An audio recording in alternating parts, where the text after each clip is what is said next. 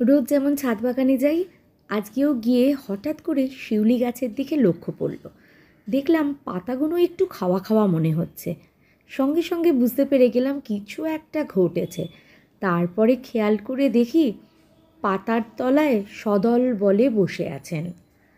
এটা নতুন কিছু না, শিউলি গাছে প্রত্যেক বছর শুঁয়োপোকা হবেই হবে।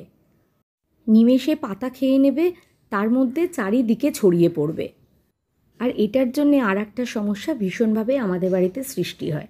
যেই মা শুনবে ছাদে শুঁয়োপোকা হয়েছে, অমনি মোটামুটি বাড়ি মাত করে দেবে। ভালো করে লক্ষ্য করে দেখলাম অনেক হয়েছে, তাই ঝটপট আগে ডালগুলো ভেঙে নিলাম যে যে পাতায় হয়েছে, কারণ সবার আগে এগুলোকে মারতে হবে, তারপরে গাছে যা স্প্রে করার সেগুলো করব। তাই এগুলোকে নিয়ে দেখুন, দেখলেই ভয় লাগবে, এখনও পুরো শোঁয়াগুলো তৈরি হয়নি। কি তাড়াতাড়ি যে বড় হয় এগুলো, সামনে থেকে না দেখলে বিশ্বাস করা যায় না। এমনকি এর পাশে যে অ্যাডেনিয়াম গাছ আছে তার পাতাতেও হয়েছে, আবার পদ্ম পাতার ওপর পড়েও ওরা দিব্যি আনাগোনা করছে।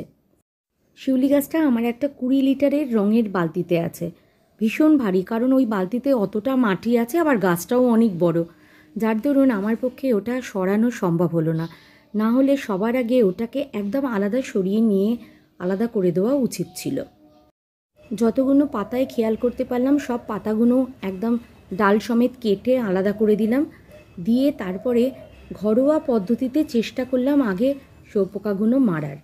যার দরুন বেশ কিছুটা ডিটারজেন্ট, সার্ফ হতে পারে, সানলাইট হতে পারে, এরকম যে কোনো ডিটারজেন্ট জলে ভালো করে গুলে নিতে হবে, ভীষণ উপকার দেয়।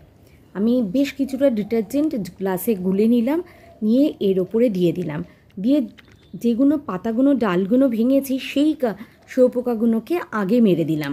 দেখুন, দিয়ে দেওয়ার কিছুক্ষণের মধ্যেই কিন্তু পোকাগুলো মরে যাবে। তারপরে আমি পুরো গাছটাতে স্প্রে করব এই ডিটারজেন্টের জলটা। আর যদি দেখেন এতেও কন্ট্রোল হচ্ছে না, তাহলে কিন্তু কেমিক্যাল ইনসেকটিসাইডের সাহায্য নিতেই হবে। অনেক ধরনেরই ইনসেকটিসাইড পাওয়া যায়, কিন্তু তার মধ্যে ট্যাবগড় ভীষণ উপকারী। আমি ব্যবহার করে উপকার পেয়েছি বলেই আপনাদের বলতে পারছি। এই সময় থেকে কিন্তু শিউলি গাছের যত্ন আমাদের সবাইকেই নিতে হবে, যাতে আমরা ঠিক সময় প্রচুর পরিমাণে শিউলি ফুল পাই। এই সব সমস্যা বাগানে থাকবেই, মানিয়ে নিয়েই আমাদের বাগান সাজাতে হবে।